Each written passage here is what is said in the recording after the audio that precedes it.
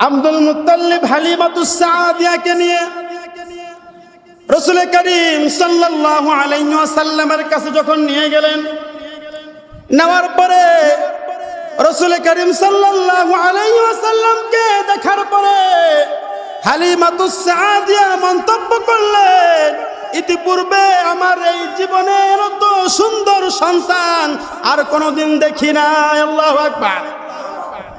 হালিমাতুস সাদিয়া তার স্বামীকে বললেন, প্রাণের স্বামী আমার, এত বছর যাবৎ সন্তান নিয়ে যায়, কোনোদিন এত সুন্দর সন্তান আমার জীবনে কোনোদিন মক্কার ভিতরে দেখি নাই। জোরে বলেন সুবহানাল্লাহ। হালিমাতুস সাদিয়ার মায়া লেগে গেল। আব্দুল মুত্তালিবকে বললেন, হাদিয়া তো হবা, যা দেওয়ার দিয়ে এই সন্তানকে আমি নিব। জোরে বলেন সুবহানাল্লাহ। রাসূল করিম সাল্লাল্লাহু আলাইহি ওয়াসাল্লামকে নিয়ে হালিমাতুস সাদিয়া যখন রওনা দিবেন তার বাড়ির দিকে, হালিমাতুস সাদিয়ার যে বাহনটি ছিল অত্যন্ত দুর্বল, যেই গাধাটি ছিল অত্যন্ত দুর্বল গাধা ছিল, তার গোত্রের বিভিন্ন মহিলারা নামি দামি বংশের সন্তানদেরকে নিয়ে বাড়ির দিকে রওনা দিয়ে দিলেন। অনেক আগে হালিমাতুস সাদিয়া পিছনে পড়ে গেলেন। যখন নাকি রাসূল করিম সাল্লাল্লাহু আলাইহি ওয়াসাল্লামকে কোলের মধ্যে নিয়ে গাধার উপরে উঠলেন, মুহূর্তের ভিতরে তার গোত্রের অন্যান্য মহিলাদের চাইতে আগে চলে গেলেন। জোরে বলেন সুবহানাল্লাহ। হালিমাতুস সাদিয়াকে তার গোত্রের লোকেরা ডাক দিয়ে বলে, হালিমা, এটা কি ওই গাধা যখন বাড়ি থেকে রওনা দেয় মক্কার দিকে সন্তান নেওয়ার জন্য? এটা কি ওই গাধা নাকি? বলে হ্যাঁ, ওটা ওই গাধা। তখন অন্য মহিলারা বলল, তোমার এই গাধার এই শক্তি পাওয়ার কোথায় থেকে আসলো? যদি বলেন সুবহানাল্লাহ। হালিমাতুস সাদিয়া তার গোত্রের মহিলাদেরকে বললেন, জানি না আমার গাধার শক্তি কোথায় থেকে আসছে, কিন্তু ছোট্ট বাচ্চা মুহাম্মদকে আমার কোলের মধ্যে নেওয়ার পর আমার গাধার শক্তি ফিরে আসতে। বলেন সুবহানাল্লাহ। লাকাদ জাআকুম রাসূলুম মিন আনফুসিকুম আজিজুন আলাইহি মা আনিতুম হারিসুন আলাইকুম বিল মুমিনিনা রাউফুর রহিম। সকলে জবান খুলে মদিনা ওয়ালার প্রেমকে অন্তরে নিয়ে দুরূদ ইব্রাহিম পড়ি। আল্লাহুম্মা সাল্লি আলা মুহাম্মাদ ওয়া আলা আলি মুহাম্মাদ কামা সাল্লাইতা আলা ইব্রাহিম ওয়া আলা আলি ইব্রাহিম ইন্নাকা হামিদুম মাজিদ। আল্লাহুম্মা বারিক আলা মুহাম্মাদ ওয়া আলা আলি মুহাম্মাদ কামা বারাকতা আলা ইব্রাহিম ওয়া আলা আলি ইব্রাহিম ইন্নাকা হামিদুম মাজিদ। আলহামদুলিল্লাহ, সমস্ত প্রশংসা মহান রব্বুল আলামিনের দরবারে, যেই মহান রব্বুল আলামিন আমাদেরকে দয়া করে এবং মায়া করে আজকে এই পবিত্র জুমার দিনে দুনিয়ার সমস্ত ঝামেলাকে উপেক্ষা করে আল্লাহর ঘর মসজিদে আগে আগে আসবার এবং বসবার তৌফিক দিয়েছেন। এই জন্য আমরা সকলে হৃদয়ের গহীন থেকে শুকরিয়া আদায় করে বলি আলহামদুলিল্লাহ। সম্মানিত মুসল্লিবৃন্দ, লক্ষ কোটি দুরূদ ও সালাম আকায়ে নামদার তাজদারে মদিনা মরুদুলাল মুহাম্মদ মুস্তাফা, সকলে জবান খুলে বলি সাল্লাল্লাহু আলাইহি ওয়াসাল্লাম। সম্মানিত মুসল্লিবৃন্দ, আলোচনা চলতেছিল রাসূল করিম সাল্লাল্লাহু আলাইহি ওয়াসাল্লামের জীবনী সম্পর্কে। আজকে হলো তৃতীয় পর্ব। রাসূল করিম সাল্লাল্লাহু আলাইহি ওয়াসাল্লাম তিনি হলেন আমাদের নবী, আমাদের নেতা। কথা বলেন ঠিক কিনা? তিনি আমাদের জন্য দুনিয়াতে কল্যাণ কামনা করেছেন। শুধু দুনিয়াতে নয়, কাল কঠিন কিয়ামতের ময়দানেও তিনি আমাদের জন্য কাঁদবেন। কথা বলেন ঠিক কিনা? এমন একজন নেতাকে পেয়ে আপনারা খুশি নাকি নারাজ? যদি খুশি হন তাহলে আরেকবার আল্লাহ পাকের দরবারে শুকরিয়া আদায় করে বলি আলহামদুলিল্লাহ। তিনি প্রত্যেকটা ধর্মের মানুষদের প্রতি ছিলেন সহনশীল, জাতি ধর্ম নির্বিশেষে তিনি প্রত্যেকটা মানুষের উপরে দয়া করেছেন। এমন একজন নবীকে আমরা পেয়েছি, তিনি মানুষের দুঃখে মানুষের কষ্টে তিনি এগিয়ে এসেছিলেন। সমাজের মধ্যে মানুষ যদি কষ্টের মধ্যে পড়তো, টাকা পয়সা বলেন যে কোনো দিক দিয়ে কষ্টে থাকতো, রাসূল করিম সাল্লাল্লাহু আলাইহি ওয়াসাল্লাম সবার আগে তার সাহায্যের দিকে আগে আসতেন। জোরে বলেন সুবহানাল্লাহ। রাসূল করিম সাল্লাল্লাহু আলাইহি ওয়াসাল্লামের জীবনী সংক্ষিপ্ত সময়ে আলোচনা করে শেষ করার নয়, লম্বা আলোচনা। ইনশাআল্লাহ আমরা যতটুকু পারি আমরা আলোচনা করব। এই জুমাতে যতটুকু সময় পাই। সম্মানিত উপস্থিতি, আল্লাহ পাক রব্বুল আলামিন রাসূল করিম সাল্লাল্লাহু আলাইহি ওয়াসাল্লাম সম্পর্কে পবিত্র কুরআনুল কারীমের মধ্যে বলেন, লাকাদ জাআকুম রাসূলুম মিন আনফুসিকুম আজিজুন আলাইহি মা আনিতুম হারিসুন আলাইকুম বিল মুমিনিনা রাউফুর রহিম। আল্লাহ পাক রব্বুল আলামিন পবিত্র কুরআনুল কারীমের সূরাতুত তাওবার 28 নম্বর আয়াতের মধ্যে দুনিয়ার মানুষদেরকে জানিয়ে দিয়ে বলেন, লাকাদ জাআকুম রাসূলুম মিন আনফুসিকুম, নিশ্চয় তোমাদের নিজেদের মধ্যে থেকে তোমাদের নিকটে একজন রাসূল এসেছে। সুবহানাল্লাহ বলেন। কার মধ্যে থেকে? তোমাদের ভিতর থেকে। লাকাদ জাআকুম রাসূলুম মিন আনফুসিকুম, তোমাদের ভিতর থেকে তোমাদের জন্য একজন রাসূল এসেছেন। তার জন্য তোমাদেরকে প্রিয় দেয়। তিনি হলেন হারিসুম আলাইকুম বিল মুমিনিনা রাউফুর রহিম, তিনি হলেন তোমাদের জন্য কল্যাণকামী। তিনি আমাদের জন্য কি বলেন?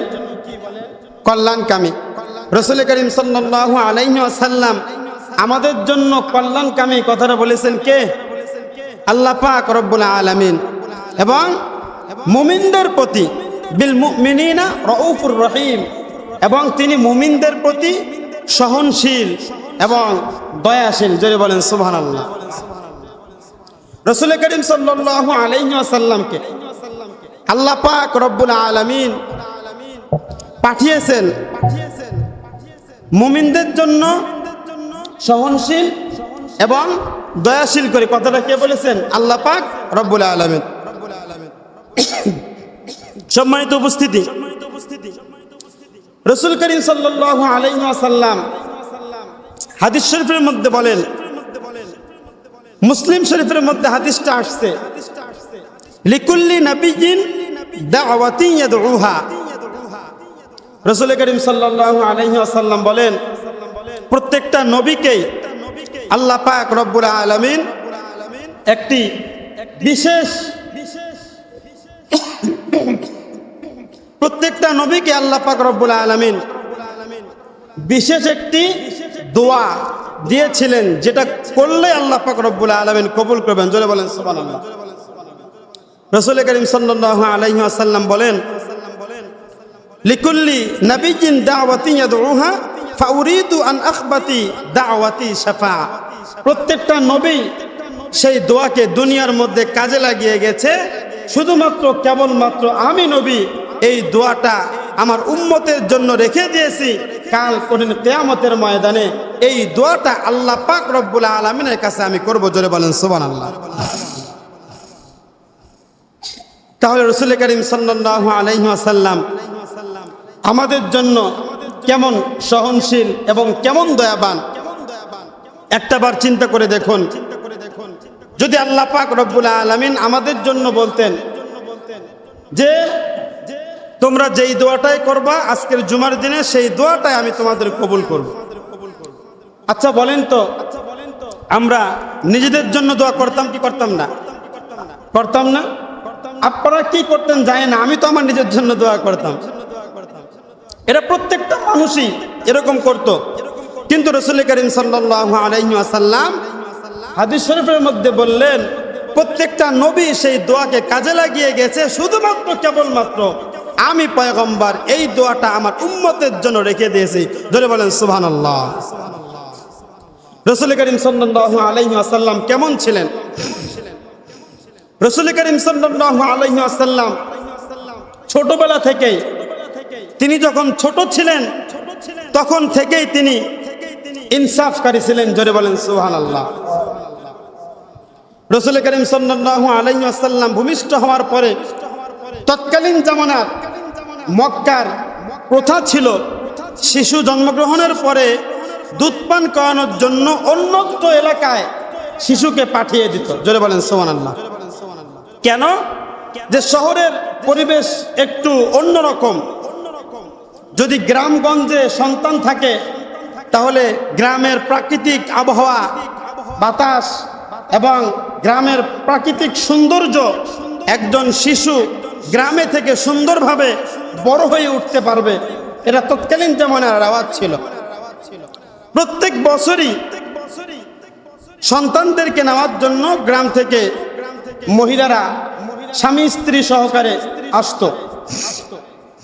রাসূল করিম সাল্লাল্লাহু আলাইহি ওয়াসাল্লাম ভূমিষ্ঠ হওয়ার পরে যখন সন্তান নেওয়ার জন্য বিভিন্ন কাফেলা মক্কার দিকে আসলো, একজন সৌভাগ্যশীলা মা, তার নাম হলো হালিমাতুস সাআদিয়া রাদিয়াল্লাহু তাআলা আনহা।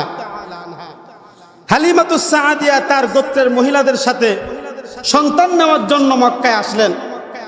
কিন্তু দুর্ভাগ্যের বিষয় হলো হালিমাতুস সাআদিয়ার যে গাধাটা ছিল, ওই গাধাটা ছিল দুর্বল। অনাহারের কারণে বা অসুস্থতার কারণে, যে কারণেই হোক, হালিমাতুস সাআদিয়ার যে উষ্ট্রিটা ছিল, যে গাধাটি ছিল, অত্যন্ত দুর্বল ছিল। তার গোত্রের অন্যান্য মহিলাদের যে গাধা ছিল, সেই গাধার সাথে তাল মিলিয়ে ওই গাধা হাঁটতে পারতো না, যার কারণে সবার পিছে পড়ে গিয়েছে। তার গোত্রের সকল মহিলারা মক্কায় আসলো। আসার পরে সর্বপ্রথম নামি দামি যে বংশের সন্তান আছে সেগুলো সবাই নিয়ে নিছে। মুহাম্মদ সাল্লাল্লাহু আলাইহি ওয়াসাল্লামের বাবা নাই, এই জন্য তাকে কোনো মহিলাও নিতে চাইল না। সমাজের মধ্যে দেখবেন যার বাবা নাই তাকে কম বেশি সবাই অবহেলা করে, করে কি করে না? তার তো বাবাই নাই। হালিমাতুস সাআদিয়া রাদিয়াল্লাহু তাআলা আনহা সবার পিছে পড়ে গেলেন। পিছে পড়ার পরে যখন তিনি পৌঁছালেন মক্কায়, সমস্ত সন্তান শেষ, আর কোনো সন্তান নাই। শুধুমাত্র কেবলমাত্র রাসূল করিম সাল্লাল্লাহু আলাইহি ওয়াসাল্লাম ছোট্ট শিশু অবশিষ্ট রইলেন। জোরে বলেন সুবহানাল্লাহ। হালিমাতুস সাআদিয়ার কাছে আব্দুল মুত্তালিব, রাসূল করিম সাল্লাল্লাহু আলাইহি ওয়াসাল্লামের দাদা, তিনি আসলেন। আসার পরে বললেন, সমস্ত সন্তান শেষ হয়ে গিয়েছে, শুধুমাত্র কেবলমাত্র আমার নাতি যার বাবা নাই, বড় কোনো উপঢৌকন তুমি পাবা এর কোনো নিশ্চয়তা নাই। তোমাকে যেই পারিশ্রমিক দেওয়া হবে পরিপূর্ণ দিতে পারবো সেইটাও বলতে পারবো না, কারণ তার তো বাবাই নাই। কথা বলেন ঠিক কিনা? এই জন্য তোমার যদি মন চায় তাহলে আব্দুল্লাহর পুত্র ছোট্ট শিশু মুহাম্মদকে তুমি নিতে পারো। হালিমাতুস সাআদিয়া তার স্বামীর সাথে পরামর্শ করলেন, স্বামী কি করা যায়? অনেক দূর থেকে আমরা এসেছি, এখন যদি কোনো সন্তান না নিয়ে চলে যায় তাহলে তো লস। তো যেহেতু ওই সন্তানের বাবাও নাই, আসুন ওই সন্তানটাকে নিয়ে যায়, কি আর করার, হাদিয়া তহবা যা দেওয়ার দিবে। আলহামদুলিল্লাহ, এটাই যে তার পুরো জীবনকে পরিবর্তন করে ফেলবে কখনো হালিমাতুস সাআদিয়ার জানা ছিল না। জোরে বলেন আল্লাহু আকবার। আমার ভাইয়েরা, আমার বন্ধুগণ, হালিমাতুস সাআদিয়া রাদিয়াল্লাহু তাআলা আনহা তার স্বামীর সাথে পরামর্শের পরে আব্দুল মুত্তালিবকে বললেন, ঠিক আছে, আপনার সন্তানের কাছে, আপনার নাতির কাছে আমাদেরকে নিয়ে যান।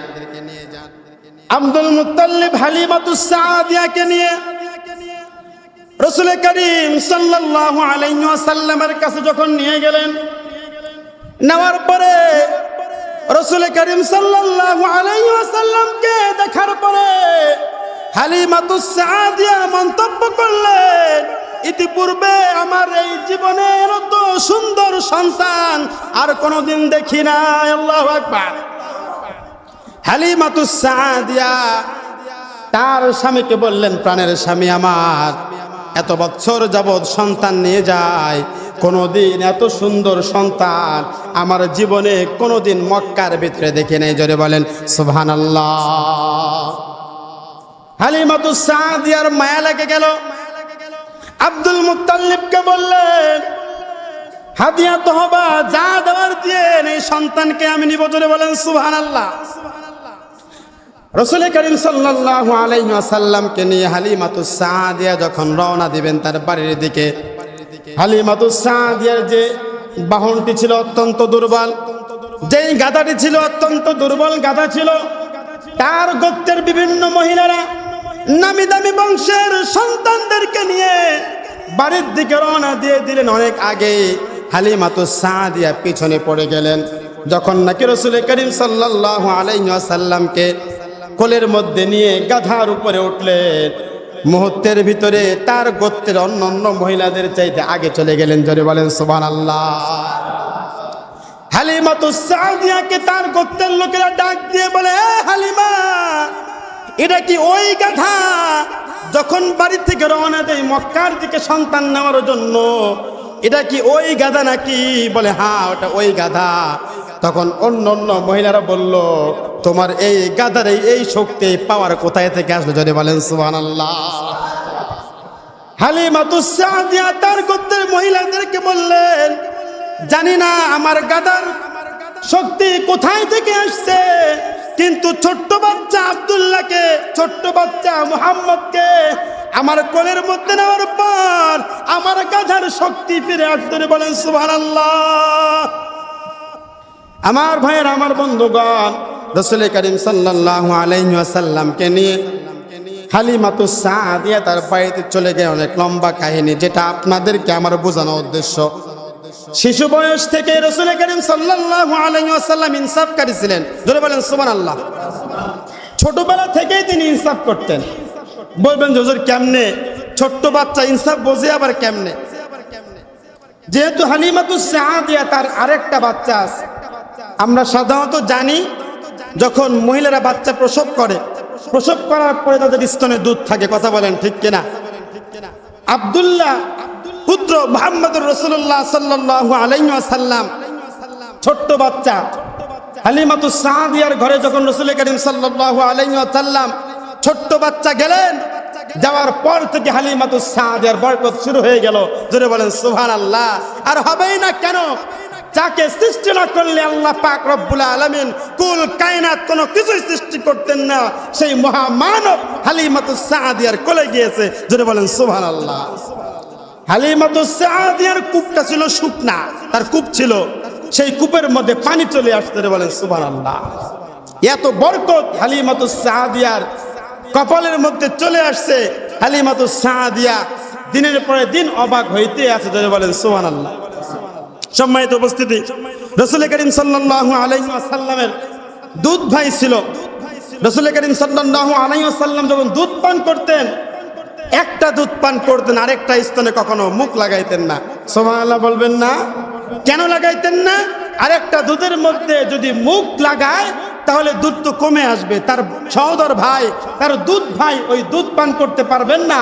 এই জন্য রাসূল করিম সাল্লাল্লাহু আলাইহি ওয়াসাল্লাম ছোট্টবেলা থেকেই তিনি ইনসাফকারী ছিলেন। জোরে বলেন সুবহানাল্লাহ। এর আবার ছিল 2 বছর। 2 বছর শিশু পালন করে তার মায়ের কাছে সন্তানকে ফিরিয়ে দিবে। হালিমাতুস সাদিয়ার 2 বছর পূর্ণ হয়ে গেল। হালিমাতুস সাদিয়ার ছোট্ট সন্তান মুহাম্মদুর রাসূলুল্লাহ সাল্লাল্লাহু আলাইহি ওয়াসাল্লামকে নিয়ে যখন মা আমিনার কাছে আসলেন, আসার পরে দাবি করলেন, আমিনার কাছে বললেন, বোন তোমার পুত্র মুহাম্মদকে আমি আরো কিছুদিন আমার কাছে রাখতে চাই। জোরে বলেন সুবহানাল্লাহ। 2 বছর পূর্ণ হলেই সন্তানকে ফিরিয়ে দেয়। সন্তানকে ফিরিয়ে দিয়ে বড় বড় উপঢৌকন্যায় মা আমিনা বললেন যে আমি তো তোমাকে এত দামি উপঢৌকন দিতে পারবো না, এরপরেও তুমি আমার সন্তানকে কেন নিবা? ওই মুহূর্তের মধ্যে হালিমাতুস সাদিয়া বলে, তোমার সন্তানকে যদি সারা জীবনের জন্য আমাকে দাও, তারপরেও আমি হালিমাতুস সাদিয়া সামান্য পরিমাণ উপঢৌকন তোমার কাছে আশা করি না। জোরে বলেন সুবহানাল্লাহ। কারণ এই সন্তান আমার কাছে আসার পরে আমার জীবনটাই চেঞ্জ হয়ে গিয়েছে। জোরে বলেন না সুবহানাল্লাহ। আমার লাইফটাই পরিবর্তন হয়ে গিয়েছে। দেখেন, ছোট্ট বাচ্চা মুহাম্মদুর রাসূলুল্লাহ সাল্লাল্লাহু আলাইহি ওয়াসাল্লাম হালিমাতুস সাদিয়ার কোলে যাওয়ার পর থেকেই তার এই মন্তব্য শুরু হয়ে গেছে। যদি বলেন সুবহানাল্লাহ। ওই মহামানবকে নবী হিসেবে পেয়ে আপনারা খুশি নাকি নারাজ? তাহলে জোরে আরেকবার আল্লাহর দরবারে শুকরিয়া আদায় করে বলি আলহামদুলিল্লাহ। যেই নবীর উম্মত হওয়ার জন্য ঈসা রূহুল্লাহ আলাইহিস সালাতু ওয়াস সালাম পর্যন্ত আল্লাহর কাছে অ্যাপ্লিকেশন করেছিলেন, আল্লাহ আমাকে আখিরি জামানার পয়গম্বর তুমি উম্মত বানাও। জোরে বলেন সুবহানাল্লাহ। এবং ঈসা রূহুল্লাহ আলাইহিস সালাতু ওয়াস সালাম কিয়ামতের পূর্বে আসবেন আমাদের নবীর উম্মত হওয়ার জন্য। সুবহানাল্লাহ বলবেন না? কেন আসবেন? নবী হিসেবে? নবী হিসেবে আসবেন না, নবী হিসেবে নয়, আমার নবীর উম্মত হওয়ার জন্য ঈসা রূহুল্লাহ আলাইহিস সালাতু ওয়াস সালাম এই ধরা পৃষ্ঠে কিয়ামতের পূর্বে আগমন করবেন। তাহলে বিনা দরখাস্তে, বিনা অ্যাপ্লিকেশনে আমাদেরকে যিনি সেই নবীর উম্মত বানিয়েছেন তিনি কে? আল্লাহ। এই জন্য শুকরিয়া আদায় করে শেষ করতে পারবেন না। সম্মানিত উপস্থিতি, রাসূল করিম সাল্লাল্লাহু আলাইহি ওয়াসাল্লাম ছোট্টবেলা থেকেই তিনি ইনসাফকারী ছিলেন। রাসূল করিম সাল্লাল্লাহু আলাইহি ওয়াসাল্লাম বড় হইতে লাগলেন। তিনি যখন বড় হইলেন 6 বছর বয়সে, কত বছর বয়স? 6 বছর বয়সে রাসূল করিম সাল্লাল্লাহু আলাইহি ওয়াসাল্লাম তার মাকে হারান। তার মা দুনিয়া থেকে চলে যায়। দেখেন, রাসূল করিম সাল্লাল্লাহু আলাইহি ওয়াসাল্লামের জীবনটা ছিল এরকম। একটা সন্তান, চিন্তা করে দেখেন, জন্মের পূর্বে বাবা মারা যায়। জন্মের পূর্বে বাবা মারা যায়। জন্মের 6 বছর পর তার মাকেও তিনি হারান। তার মাকে হারানোর পরে তার একমাত্র সম্বল ছিল দাদা আব্দুল মুত্তালিব। 8 বছর বয়সে আব্দুল মুত্তালিব দুনিয়া থেকে চলে যায়। তাহলে চিন্তা করে দেখেন, বাবাকে হারায় জন্মের আগে। জন্মের 6 বছর, একটা 6 বছর বাচ্চার বয়স কত? কতটুকুই বা বাচ্চা? সবে মাত্র, কেবলমাত্র ছোট্ট বাচ্চা। তাহলে এই বাচ্চাটা তার মাকেও হারায়, 8 বছর বয়সে দাদাকেও হারায়। তাহলে বাবা, মা, দাদা, এই 3 জনই তো সবচাইতে আপনজন। কথা বলেন ঠিক কিনা? তাহলে এই 3টা মানুষকে রাসূল করিম সাল্লাল্লাহু আলাইহি ওয়াসাল্লাম ছোটবেলায় হারিয়ে ফেলেন। হারানোর পরে রাসূল করিম সাল্লাল্লাহু আলাইহি ওয়াসাল্লাম 8 বছর বয়সে তার দাদাকেও হারান। এরপরে চাচা আবু তালিবের কাছে রাসূল করিম সাল্লাল্লাহু আলাইহি ওয়াসাল্লাম বড় হইতে লাগলেন। তার দায়িত্বে তিনি চলে গেলেন। রাসূল করিম সাল্লাল্লাহু আলাইহি ওয়াসাল্লাম তার দায়িত্বে যাওয়ার পরে আবু তালিবের আর্থিক অবস্থা একটু অসচ্ছল ছিল, যার কারণে তিনি ব্যবসা বাণিজ্য করতেন। রাসূল করিম সাল্লাল্লাহু আলাইহি ওয়াসাল্লাম এই ছোট্ট বয়সেই তার চাচা আবু তালিবকে ব্যবসার কাজে সহযোগিতা করতেন। জোরে বলেন সুবহানাল্লাহ। আমার ভাইয়ের, আমার বন্ধুগণ, রাসূল করিম সাল্লাল্লাহু আলাইহি ওয়াসাল্লাম ছোটবেলায় 12 বছর বয়সে সিরিয়ার উদ্দেশ্যে তার চাচার সাথে ব্যবসার জন্য সিরিয়ার দিকে রওনা দেয়। ছোটবেলা থেকে রাসূল করিম সাল্লাল্লাহু আলাইহি ওয়াসাল্লাম অত্যন্ত পারদর্শী ছিলেন। প্রত্যেকটা কাজেই তিনি অত্যন্ত সুন্দরভাবে আঞ্জাম দিতেন। রাসূল করিম সাল্লাল্লাহু আলাইহি ওয়াসাল্লামের বয়স যখন 16 বছর বয়স, রাসূল করিম সাল্লাল্লাহু আলাইহি ওয়াসাল্লামের বয়স যখন 14 বছর বয়স, এই 14 বছর বয়সেই মক্কার মধ্যে হিলফুল ফুজুল নামে একটি সংগঠন তৈরি করেন। জোরে বলেন সুবহানাল্লাহ। সংগঠনের নাম কি? হিলফুল ফুজুল। যেই সংগঠনের উদ্দেশ্য ছিল মক্কার ভিতরে যদি কোনো মানুষ বিপদগ্রস্ত হয়, ওই সংগঠনের প্রত্যেকটা সদস্য ওই বিপদগ্রস্ত মানুষের পাশে গিয়ে দাঁড়ানো, জোরে বলেন সুবহানাল্লাহ। যদি সমাজের মধ্যে অসামাজিক কোনো কার্যকলাপ হয়, ওই অসামাজিক কার্যকলাপকে বাধা দেওয়ার জন্য ওই সংগঠনটা তৈরি করা হয়েছিল এবং এলাকার গরিব দুঃখী মানুষদেরকে সাহায্য সহযোগিতা করা এবং সমাজের মধ্যে যদি বিশৃঙ্খলা হয়, ওই বিশৃঙ্খলা ঠেকানোর জন্য ওই হিলফুল ফুজুল সংগঠন রাসূল করিম সাল্লাল্লাহু আলাইহি ওয়াসাল্লাম 14 বছর বয়সেই তৈরি করেন, যদি বলেন না সুবহানাল্লাহ। তাহলে এরকম একটা সংগঠন হিলফুল ফুজুল, এরকম সংগঠন আমাদের রাসূল সাল্লাল্লাহু আলাইহি ওয়াসাল্লাম তৈরি করেছিলেন বিভিন্ন মতের, বিভিন্ন আদর্শের ছেলেদেরকে সাথে করে নিয়ে। আমাদেরকে ওরকম একটা সংগঠন প্রত্যেকটা সমাজের মধ্যে তৈরি করার দরকার আছে কি নাই? এটা আমাদের শিখিয়েছেন কে? আমাদের রাসূল জনাবে মুহাম্মদ রাসূলুল্লাহ সাল্লাল্লাহু আলাইহি ওয়াসাল্লাম। দেখেন, আজকে সমাজের ভিতরে কেউ বিপদের মধ্যে পড়লে একাকী সাহায্য সহযোগিতা করা কিন্তু সম্ভব নয়। কথা বলেন ঠিক কিনা? সম্ভব। কোনো একটা জায়গাতে যদি অসামাজিক কোনো কার্যকলাপ হয়, আপনি একা যাবেন, একা গেলে দেখবেন আপনাকে হ্যাঁ প্রতিপূর্ণ করবে, কিংবা তাদের দল যদি ভারী হয় আপনাকে মার পর্যন্ত দিতে পারে। কথা বলেন ঠিক কিনা? দিতে পারে কি পারে না? এই জন্য যদি একটা সংগঠন থাকে, যেই সংগঠনের উদ্দেশ্য হবে এলাকার মধ্যে যদি অসামাজিক কোনো কার্যকলাপ হয়, ওই সংগঠনের কাজ সংঘবদ্ধভাবে ওই অসামাজিক কার্যকলাপকে বাধা দিতে হবে। এরকম একটা সংগঠন আমাদের সমাজের মধ্যে দরকার আছে কি নাই? শুধু আমাদের সমাজের ভিতরে নয়, প্রত্যেকটা সমাজের মধ্যে মতের ভিন্নতা হতে পারে, দলের ভিন্নতা হতে পারে, কিন্তু ইসলামকে সমাজের মধ্যে জিন্দা করার জন্য আমরা সকলেই একতাবদ্ধ হয়ে কাঁধে কাঁধ মিলিয়ে হাতে হাত মিলিয়ে দাঁড়াবো তো ইনশাআল্লাহ। অবশ্যই আমাদেরকে দাঁড়াইতে হবে, যেরকম দাঁড়িয়েছিলেন রাসূল করিম সাল্লাল্লাহু আলাইহি ওয়াসাল্লাম। মাত্র 14 বছর বয়সে হিলফুল ফুজুল নামে একটি সংগঠন তৈরি করেছিলেন, জোরে বলেন সুবহানাল্লাহ।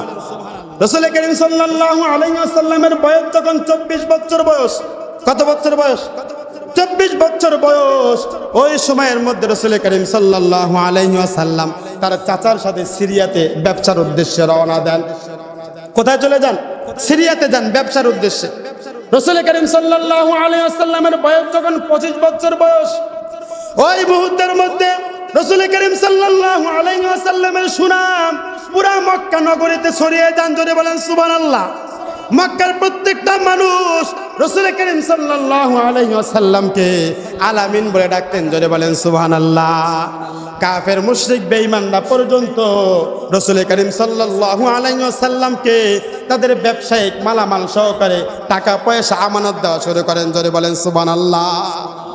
যদিও অনেকের মতের তার সাথে অমিল ছিল, কারণ রাসূল করিম সাল্লাল্লাহু আলাইহি ওয়াসাল্লাম ছোট্টবেলা থেকে মূর্তি পূজা করতেন না, তিনি কখনোই বাতিলের সামনে মাথা নত করতেন না।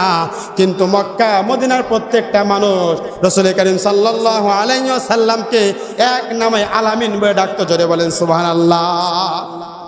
মানুষ চিন্তা করত, আমার বাবাকে মাকে আমানতটা দিলে রক্ষা নাও হইতে পারে, কিন্তু আব্দুল্লাহর পুত্র মুহাম্মদকে দিলে এই যে আমানতটা আমি দিব, এই আমানতটা 100তে 100 তার কাছে 1 বছর নয় 10 বছর পরে গেলেও আমানতটা অরক্ষিত থাকবে, যদি বলেন সুবহানাল্লাহ। এই আমানতটা কখনো নষ্ট হবে না। আব্দুল্লাহর পুত্র মুহাম্মদের কাছে এই আমানতটা রাখি, আমানতটা অবশ্যই এই